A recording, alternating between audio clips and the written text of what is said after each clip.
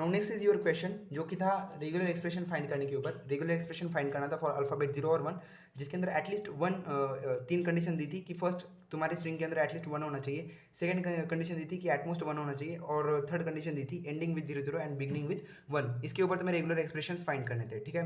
अब देखो regular expression क्या होता है, ये एक मेथड होती है जिससे तुम तुम्हारे लैंग्वेज को रिप्रेजेंट कर सकते हो। इसके अंदर तुम्हें सिर्फ दो चीज़ें याद रखनी है। फर्स्ट होता है तुम्हारा ए स्टार और उसके होता है ए प्लस। ए स्टार मतलब क्या, ए स्टार के मतलब ए की जितनी भी स्ट्रिंग्स बन सकती है, फॉर ए की क्या क्या स्ट्रिंग्स बन सकती है,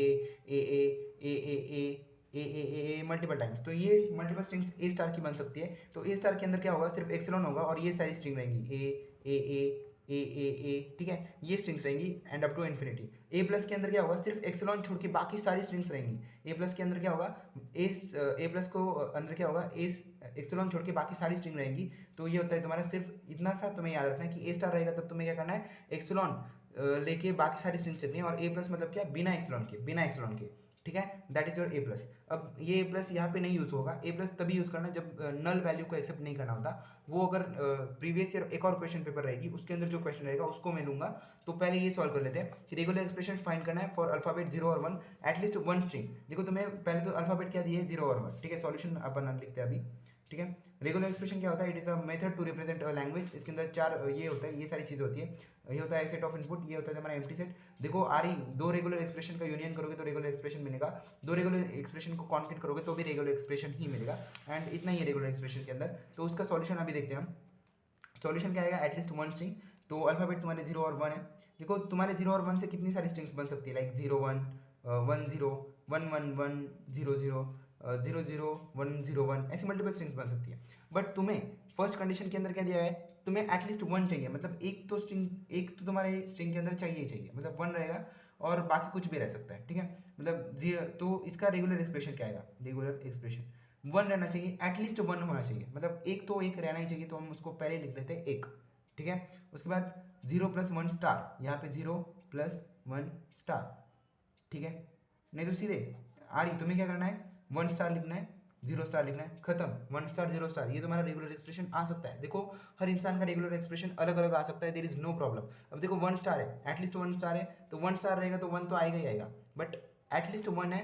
तो देखो 1 स्टार जब भी कंडीशन आती है ना, तब क्या होता है कि ये नहीं आएगा, लेट्स से।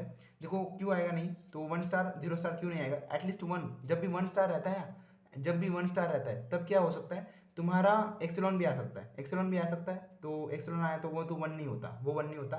तो जब एटलीस्ट 1 आया तो तुम सीधे ऐसे भी लिख सकते हो 1 प्लस और 0 स्टार, ये तुम्हारा एक रेगुलर एक्सप्रेशन आ सकता है। या फिर तुम्हारा एक और रेगुलर एक्सप्रेशन आ सकता है, जिस तुम इसके अंदर ऐसे लिख सकते हो 1 0 + 1 स्टार, ऐसे भी लिख सकते हो। तो ये दो रेगुलर एक्सप्रेशन इसके आ सकते हैं। तुम वहाँ पे तुम्हारे हिसाब से कोई भी रेगुलर एक्सप्रेशन लिख सकते हो, ऐसे कुछ नहीं कि सिमिलर आता है, सिमिलर आता है ऐसे नहीं होता। यहाँ पे सिर्फ तुम्हारा लॉजिक सेटिस्फाइड होना चाहिए। देखो 1 तो आ गया है, एटलीस्ट 1 और 0 स्टार, यहाँ पे भी आएगा 1 0 + 1 स्टार, तो that is your regular expression. Second होता है एटमोस्ट 1। एटमोस्ट 1 मतलब कम से कम 1 होना चाहिए, मतलब सिर्फ एक ही होना चाहिए, एक ही होना चाहिए, एक से ज़्यादा नहीं होना चाहिए, एक से ज़्यादा नहीं होना चाहिए। तो क्या आएगा उसका रेगुलर एक्सप्रेशन के अंदर, देखो ये जो है उसके अंदर सिर्फ 1 आना चाहिए। ये जो मल्टीपल ए आ रहा है 1 आ रहा है वो नहीं आनी चाहिए। तो क्या आएगा, सिर्फ वहाँ पे 1 लिखोगे, सिर्फ 1 लिखोगे बस, और उसके बाद 0 स्टार, ठीक है। 1 एक बार आया, 0 कितने भी बार आ सकता है, एटमोस्ट 1, बहुत ईजी था।